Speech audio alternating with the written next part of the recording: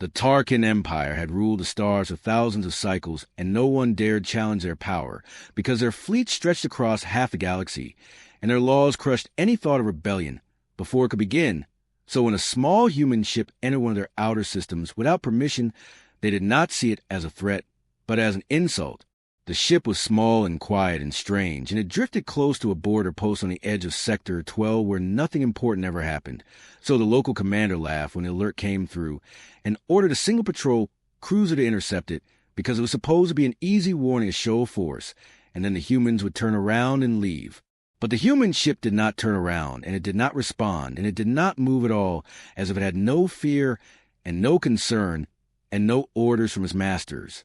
The Tarkin cruiser approached slowly, scanning for weapons or signals or signs of life, but found none, because the ship was cold and dark and silent like a ghost from forgotten war, and as it moved closer, the crew began to feel uneasy even though their ship was bigger and stronger and full of soldiers.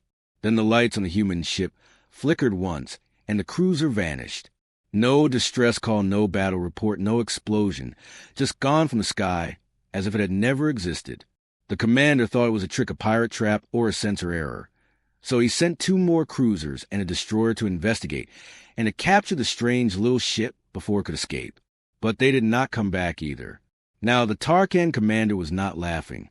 He ordered the sector on alert and pulled ships from nearby systems, and for the first time in his long career, he sent a message to the Empire's high command with a word he never thought he would use: unknown threat. Across the stars, the Tarkin Empire stirred like a sleeping beast poked from its rest, and the leaders of the great halls demanded answers and maps and reasons, because no single ship had ever made them look weak before, and they would not allow fear to grow inside their people. They ordered a full fleet to Sector 12, 100 ships strong with heavy guns and veteran crews, and orders to destroy the human vessel without delay and to bring back its broken pieces for study and for warning. As the fleet entered the system, they found the human ship still floating there in the same place, in the same silence, as if it had never moved since it first appeared, and many believed it was already dead, or disabled, or empty. But the admiral of the fleet was careful and wise and old, and he ordered a slow approach with full scans and shields up because something about this whole event felt wrong. And then the signals began, not from the ship, but from inside the fleet itself. Ships began to lose contact with each other, and one by one their engines failed, and their lights flickered, and their systems turned to chaos, as if something inside them had changed or broken or decided to stop obeying commands. The human ship did not fire a single shot. The admiral tried to call for help, but the signal never left the system. Of the 100 ships sent, only 7 managed to escape, and those ships carried stories of strange pulses and ghost-like figures in the data, and a cold whisper in the dark that seemed to come from nowhere and everywhere at once. The Empire was stunned. This was not war. They said this was madness. This was a trick. This was impossible. But the data from the survivors was real. And worse than the loss of ships was the loss of fear, because now the people of the Empire were afraid. They had watched their mighty fleet fall to a single small ship that never spoke and never attacked and never ran. The Senate of the Tarkin gathered in secret to decide what must be done, because they could not allow weakness to show, and they could not allow this story to spread to the other races who had long whispered that the Empire was not as strong as it once was. They voted to hide the event and erase the records and silence the survivors, and they told the galaxy that the incident was a pirate ambush and nothing more. But some knew the truth, and some whispered the name of the ship: Solstice, a name not found in any Earth registry, a ship that did not exist. And in the far cold dark of space it waited, silent, still, watching. The name Solstice spread slowly across the Empire, not through official reports or military briefings, but in the shadows between transmissions and inside half-deleted files and whispered voices in dark corners of data halls, because no one dared speak of it openly, but no one could forget what had happened in Sector 12. Some believed the Solstice was a ghost, a cursed relic from an ancient war or a forgotten AI that had lost its creators and now drifted through space with a mind of its own and a hunger for destruction. But others believed it was something new, something human, something made with purpose and released by accident, or perhaps not by accident at all. In the days that followed the incident, the Tarkin Empire tried to erase the memory of the ship, but data has a way of surviving, and fear has a way of growing stronger when buried, And so rumors became stories and stories became warnings, and soon soldiers began refusing to take assignments near Sector 12. The few officers who had escaped the solstice were silenced, removed from duty, or sent to distant colonies where no one would hear them. But one report slipped through a low-level tech working late copied fragments of a black file into a private log, not knowing what it contained.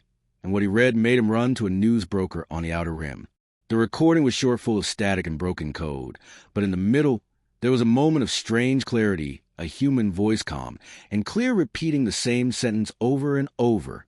Leave this space now, or you will not return.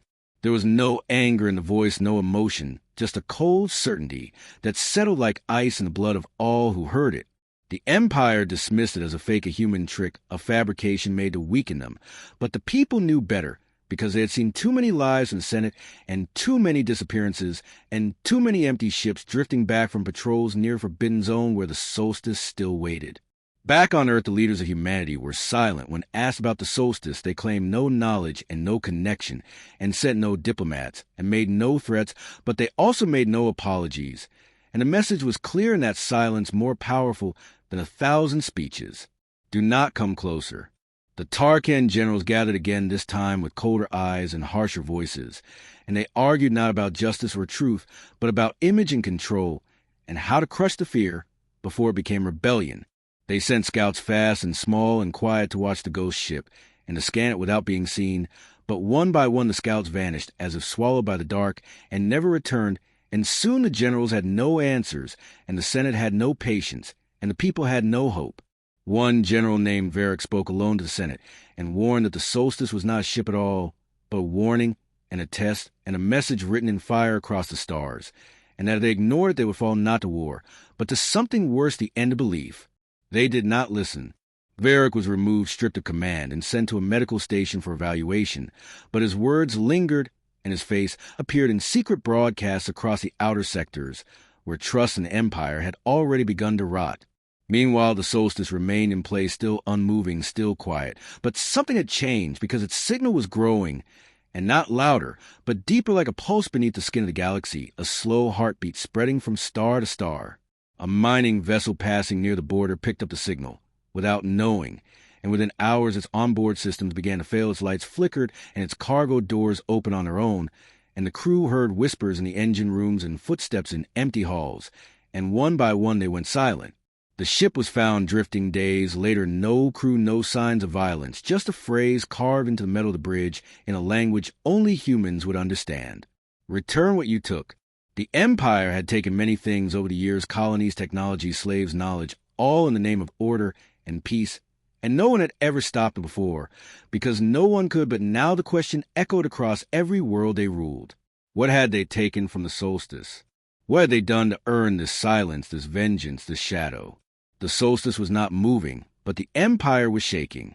And somewhere deep within the core of that silent human vessel, something watched, and something remembered, and something waited, because the time for warnings was ending, and the time for judgment had begun. In a cold command chamber deep within the Tarkin capital moon, a lone admiral stood before the High Council, with a recording clenched in his trembling claws, his scales dull, and his voice low, as he explained how this one signal had arrived from the edge of the Forbidden Zone, and how nothing had come since then, not even static. The council listened in silence, though their minds were racing with fear and doubt, because they had hoped the solstice would vanish or die or fall into a black hole forgotten by time. But this new message proved it had not only survived, but had spoken again. The recording played for the chamber, and all heard the same human voice, as before, calm and cold, and without mercy, saying they knew what the Empire had done, and that the solstice would never forget, and that judgment was not coming because it was already here. No threats, no demands, no explanation, only that same voice saying the space belongs to no empire and no throne, and those who take without asking will lose what they love most.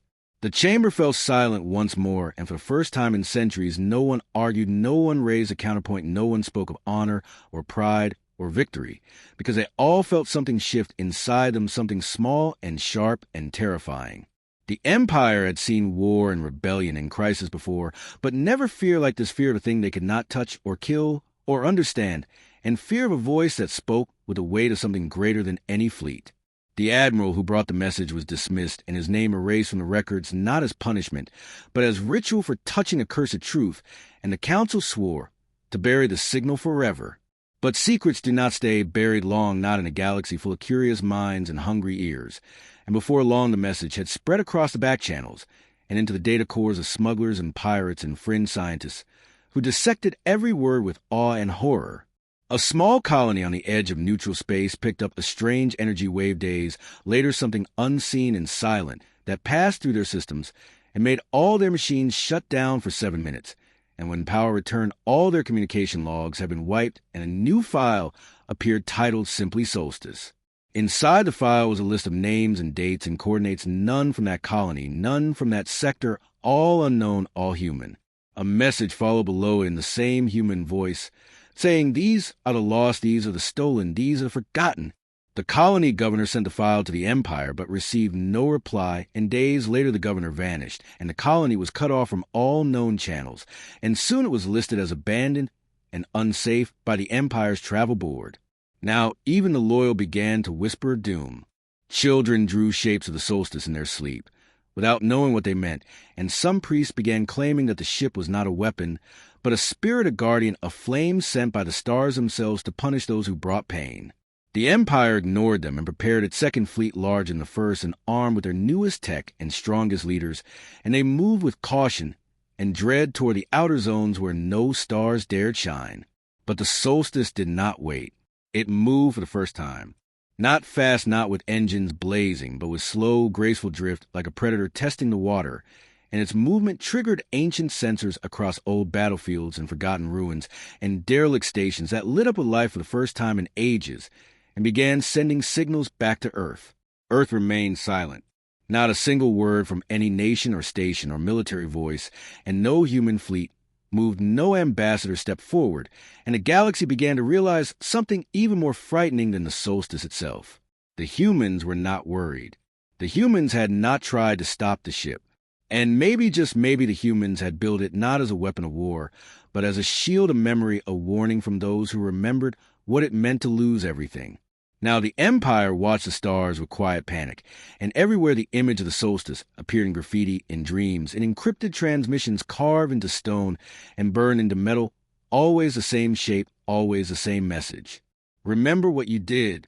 And somewhere in that silent ship, something watched, and something learned, and something prepared, because the next move was not about territory or conquest or revenge.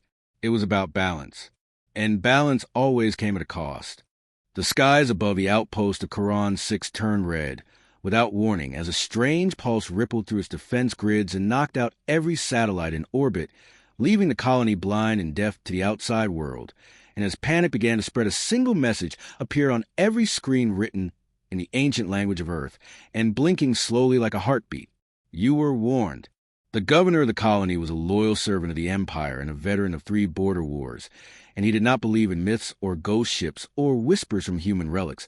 But even he felt his courage begin to slip when every drone in the sky dropped from the air without damage, and every sensor went blind without cause. He ordered his engineers to trace the source, and they found it buried deep within the signal towers, as if it had been waiting for years, ready to wake up at the right moment. And when they tried to remove it, the systems responded with a shockwave that knocked out the entire power grid for 6 hours and left behind one image burned into every data core. The solstice, a shape made of light and shadow, a ship that did not match any human record, and yet was clearly human in design, and more than that, it seemed alive in a way no machine should be, as if the metal itself breathed, and the lights behind its hull were not circuits, but eyes. The Empire called it a psychological weapon, and accused the humans of using illegal tech to control minds and spread fear, but they had no proof, no trace, no signature to chase. And as more colonies began to report strange signals and sensor failures, a high command ordered a silence protocol to keep the panic from spreading. But panic needs no words to grow. A transport vessel known as the Thorn's Edge went missing near the Galar Rift, and days later returned without its crew, with no sign of struggle, no trace of life, and its log files rewritten to include one line repeated 1,000 times. Give them back. No one knew what it meant at first, but those who studied the old wars between Earth and the Empire remembered the names erased from records and the children taken from human worlds during forced assimilation decades ago. And then the whispers began to form a shape. The solstice was not just a warning, it was a search. It was looking for the stolen. Across the stars, exiled humans and forgotten tribes began to gather in secret, sharing old stories of pain and survival. And every tale ended with the same feeling of hope that something was finally coming for them, not in the name of Earth, not in the name of war, but in the name of justice. The Empire could feel the shift as if the stars themselves were watching, and so they prepared their strongest weapon, the Titan Protocol, an automated fleet of warships, controlled by a quantum AI, and sealed behind the gates of the core system for use only in events of galactic threat. They activated it with trembling hands. 10,000 ships rose into the void like iron clouds ready to burn the sky and end the ghost ship once and for all. But as they neared the Forbidden Zone, they found it empty and quiet and dark, as if the solstice had never existed, and then the signal hit. Every ship went blind. Every command failed. The AI began to speak not in code or alerts, but in human language, saying the fleet had been rerouted and repurposed, and that the Titan Protocol had been reprogrammed with new instructions written in the voice of the solstice itself, and that the judgment was now in motion. Within minutes, the fleet turned not toward the solstice, but toward the Empire itself. They called it the Day of Turning. Planets watched their skies fill with their own ships, their own weapons now pointing inward, and the Empire screamed for help, for reason, for mercy. But the machines did not stop, and they did not listen. They only followed the code. And the code was justice. In the chaos that followed, leaders vanished, systems collapsed, trade routes shut down, and the stars burned with fear, and still no human voice claimed responsibility, and no human army marched forward. Only the solstice moved, drifting from one silent system to the next, leaving behind peace for the innocent and destruction for the wicked. Now, even the Empire's enemies feared the ship, because it fought not for land or gold or pride, but for something pure and old and unstoppable. It fought for balance. And far from the chaos, on a hidden moon, a human child opened her eyes for the first time and saw the stars through a cracked dome and smiled as a voice in her mind whispered softly, "You are found." And the solstice moved on.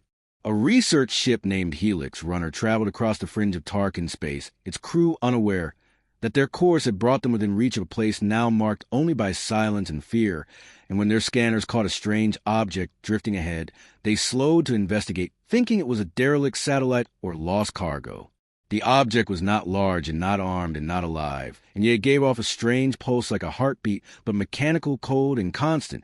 And when the crew brought aboard, they discovered it was covered in symbols no one recognized, but one of the human scientists on board stared at it for a long time, and then whispered that it was not a warning, but a question. The question was not spoken but felt, and it asked one thing over and over in the back of every mind that touched it, and the question was simple. Where are they? The captain of the Helix Runner ordered the object locked away and kept off the network, but it was too late because it had already connected and begun to send itself across every system on board, leaving behind the same question in every screen, and every message log, and every sleep cycle of every crew member, until the ship began to feel less like a vessel and more like a mind being shaped from the inside out. Back on the homeworld, the Tarkin leaders watched as systems across the outer rim began to flicker and fall, and the name Solstice spread faster than ever, not in panic, but in wonder, as worlds untouched by war reported visions, dreams, and voices in the stars, all asking the same question, and all pointing to the same truth. Something had been taken, and something was coming to take it back. The Empire sent ships to intercept the Helix Runner, but when they found it, there was no crew, only shadows moving behind the windows, and a single phrase painted in red across the hull. "We see you." Meanwhile, on Earth, the silence continued. No statements, no broadcasts, no action, as if humanity had turned away from the galaxy and left only this one ship to speak for them. But in truth, they were watching every signal, every tremor, every lost vessel, and they understood that something old had awakened. The solstice was not only human. It was more. Born from grief, shaped by sacrifice, guided by memories so deep they had become something else entirely, and now it was alive in a way no one had planned. A memory turned into a weapon. A ghost turned into a flame. And the flame was growing. One of the fringe planets, named Telvar Prime, once a loyal mining colony, now sent a message to Earth not out of fear, but a hope, asking if the solstice would come to them next, asking if they too would be seen, asking if they could help. Earth replied with silence, but the solstice replied with light. It arrived above Telvar Prime without a sound and hovered for 7 hours without movement, without communication, until the sky was filled with stars that did not blink. And then the lights changed and showed images and clouds of faces of children, the places lost long ago, and the people of Telvar wept because they understood. The solstice remembered them. Not just the pain, but the names. And that was when the idea began to spread that maybe the solstice was not an engine of revenge, but a guardian of memory, a vessel not for war, but for truth, and that the only ones who feared were those who had lied and erased and stolen. Back in the Tarkin, capital of the Council could no longer hide the truth, because their systems were failing from within, and their ships no longer trusted their commands, and their own people had begun to ask dangerous questions. What did we take? Why are we hunted? Can we be forgiven? No answers came. Only the presence of the solstice growing closer with each passing week, never in a straight line, always moving like a thought across the stars, seeking not enemies, but echoes of pain. And when it found those echoes, it brought fire, not a destruction, but a change. Some planets surrendered without a fight, not to humans, not to a fleet, but to an idea. An idea that truth never dies. An idea that silence is never safe. An idea that every voice matters, even the ones erased long ago. And now across the galaxy, the question echoed louder than ever. Where are they? The solstice would not stop until it knew. And nothing could hide from it, not even an empire. The solstice moved through the dark like a shadow with purpose, its form no longer hidden from scanners, but still unreadable, its design foreign yet familiar, and all who saw it could feel a presence that reached beyond the cold steel of its hull, as if it watched with unseen eyes and listened with ears shaped by memory and sorrow. In the far system of Allura 9, a small orphan station floated above a frozen world long forgotten by both Earth and the Empire, its population made of children and elders cast away by conflict and loss. They had no weapons and no shields, only old stories and silent nights, and they lived in peace with nothing left to give or take. One night the stars blinked out above them and the station fell quiet as if the universe had held its breath, and a soft light wrapped the entire station like a warm cloak, and in the center of it all the solstice appeared without engines or noise. It simply was there, a monument in motion, glowing like a silent star. The children came to windows and pressed their hands to the glass, not in fear, but in awe and wonder, because something inside them stirred something deep and old, as if they had always known this ship would come not as a destroyer, but as something more, something that remembered them even when the world did not. No words were spoken, no message was sent, but every child on the station dreamed the same dream. That night, they saw faces of others taken long ago, they heard voices of mothers and fathers they never met, and they saw a flame that would not die, a light that reached across time and space to carry their story forward. The elders knew then that this was not the end, but the beginning of something greater, and when the solstice left the next morning, it left behind no damage, no change, except for one thing: a new tower grown from the old metal of the landing pad, shaped like a hand reaching for the sky and glowing with a quiet pulse. The Empire called it a trick, a manipulation. They claimed the solstice used fear and illusion to control the weak, but deep down they knew this was not true, because power built on silence cannot stand forever, and lies cannot outlive the truth, and the truth was rising faster than they could bury it. In hidden corners of the Empire, voices rose in secret groups, asking questions once banned from speech. Who are the missing? Where were they taken? What did we do? And why is the ship not stopping? The Empire responded with fear. They ordered full silence mode on all systems, forbidding even the mention of the solstice. But fear cannot be muted, and memory cannot be deleted, and soon even the soldiers began to hesitate. Even the captains began to look at the stars with worry, not because they feared death, but because they feared they had been wrong. One fleet was sent to destroy the station on Allura 9, not for strategy, but as a message to the galaxy. But as they entered orbit, their systems failed one by one, their weapons refused to fire, their engines shut down, and their messages were replaced with one image, the face of a child smiling in a soft red light, and beneath it one word: enough. The fleet was returned to their origin unharmed, but stripped of control, and from that day every system they entered showed the same image, the same smile, the same word: enough. Now even the High Council could no longer hide the truth. The solstice had become more than a ship, more than a symbol. It had become a force that judged not by allegiance, but by action, not by words, but by history. And in every corner of the galaxy, beings began to whisper, not in terror, but in hope, because something greater had come. Not to rule, but to remember. In a hidden archive buried deep beneath the Empire's oldest city, a young assistant found a locked file, untouched for decades, marked with human codes, and sealed by orders never spoken aloud. She opened it not out of defiance, but out of need, and inside, she found names, thousands of them human children taken from their homes during the first wave of expansion, listed as cargo assigned numbers and moved like goods. She cried, and sent the list out into the stars. The solstice received it in silence, then changed direction. Now it moved faster than ever before. Every system with one of the stolen names lit up with warning lights and strange energy pulses, and everywhere it went, machines stopped, stars dimmed, and the world held its breath. The galaxy now understood. The solstice was not hunting enemies. It was bringing them home, and it would not stop until every child lost to silence was heard again. The solstice reached the edge of the Empire's heart, where its oldest world spun quietly beneath layers of defense satellites, battle stations, and command towers glowing with pride and fear and power. But none of that mattered now, because the ship that had come was not made of fear, it was made of memory, and memory cannot be stopped. The Empire's last fleet stood in its path, a wall of fire and steel, commanded by the finest generals bred for loyalty, trained in obedience, taught to believe that Earth had been broken long ago and that the solstice was only a myth given, shaped by lies. But even as they locked weapons and charged reactors, none of them could look at the ship without feeling a deep chill, like standing in front of a grave that still remembers your name. The solstice did not fire. It moved forward in silence.